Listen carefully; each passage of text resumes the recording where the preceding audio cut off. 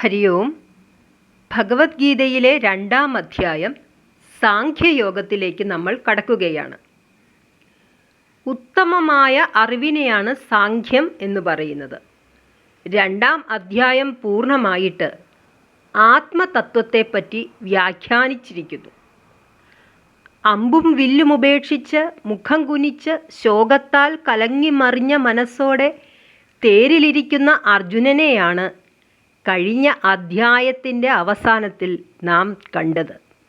കൃപയാൽ ആവേശിക്കപ്പെട്ട് നിറഞ്ഞ ആകുലമായ നേത്രങ്ങളോടുകൂടി വിഷാദിച്ചിരിക്കുന്ന അർജുനനോട് ഭഗവാൻ മധുസൂദനൻ ഇപ്രകാരം പറഞ്ഞു എന്ന് 2-ാം അധ്യായത്തിൻ്റെ 1-ാം ശ്ലോകത്തിൽ പറയുന്നു.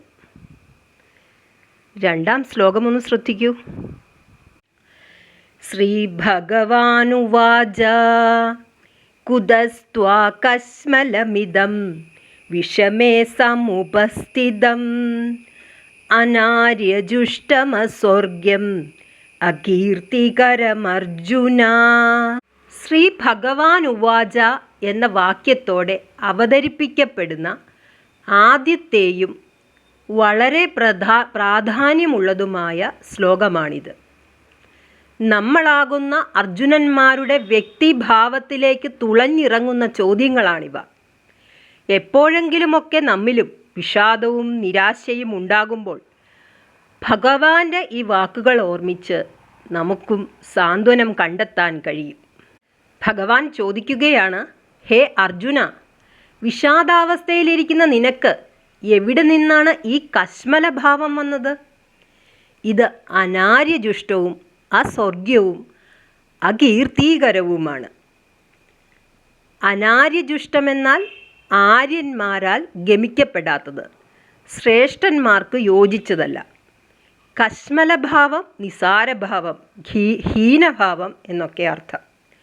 അസ്വർഗ്യം സ്വർഗഹേതുവല്ലാത്തത്. അകീർത്തികരം കീർത്തിയെ ബാധിക്കുന്നത്.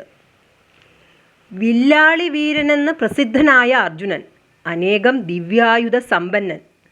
സ്വധർമ്മമായ യുദ്ധം ചെയ്യാൻ വന്നിട്ട് ഭയന്നോടി എന്ന് പറയപ്പെട്ടാൽ എത്ര അകീർത്തികരമാണ്. ഇങ്ങനെ അർജുനൻ്റെ വിഷാദസ്ഥിതിയെ അനാര്യജുഷ്ടം, അസ്വർഗ്യം, അകീർത്തികരം എന്ന് വിശേഷിപ്പിച്ച ശേഷം ഭഗവാൻ 3-ാം ശ്ലോകത്തിലൂടെ എന്താണ് പറയുന്നത് നോക്കിക്കേ. ക്ലൈബ്യം മാസ്മഗമപാർത്ഥ ന ഏതത്വയ് ഉപപദ്യതേ ക്ഷുദ്രം ഹൃദയ ദൗർബല്യം ത്യക്ത്വാ ഉത്തിഷ്ഠ പരം തപ. ഹേ പാർത്ഥ, നീ നപുംസകത്വത്തെ പ്രാപിക്കല്ലേ. ഇത് നിനക്ക് യോജിക്കുന്നതല്ല. ക്ഷുദ്രമായ ഹൃദയ ദൗർബല്യത്തെ ഉപേക്ഷിച്ച് എഴുന്നേൽക്കൂ എന്ന് ഭഗവാൻ അരുളി ചെയ്യുന്നു. ക്ഷുദ്രം ഹൃദയ ദൗർബല്യം ത്യക്ത്വാ ഉത്തിഷ്ഠ പരന്തപ എന്ന മന്ത്രം നമ്മൾ ഏവർക്കും മനസ്സിൽ സൂക്ഷിക്കാവുന്നതാണ്. ഹൃദയ ദൗർബല്യം എന്നാൽ ഹൃദയത്തിൻ്റെ ദുർബലത. ക്ഷുദ്രം ക്ഷയിപ്പിക്കുന്നത്. ത്യക്ത്വാ ഉപേക്ഷിക്കൂ. ഉത്തിഷ്ഠ എഴുന്നേൽക്കൂ.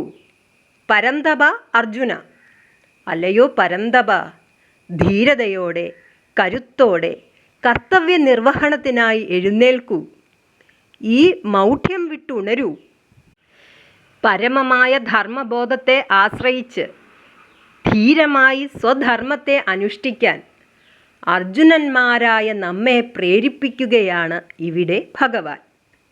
ഭഗവത്ഗീതയുടെ 1-ാമത്തെ സന്ദേശവും ഇതുതന്നെയാണ്. ക്ഷുദ്രം ഹൃദയ ദൗർബല്യം ത്യക്ത്വാ ഉത്തിഷ്ഠ പരം തപ. ഹേ അർജുനന്മാരെ, എഴുന്നേൽക്കൂ. ക്ഷുദ്രമായ ഹൃദയ ദൗർബല്യത്തെ ഉപേക്ഷിച്ച് മഹിമയാർന്ന സ്വധർമ്മം അനുഷ്ഠിക്കൂ എന്ന് ഭഗവാൻ നമ്മോട് അരുളി ചെയ്യുന്നു. ഹരി ഓം. സർവം കൃഷ്ണാർപ്പണമസ്തു.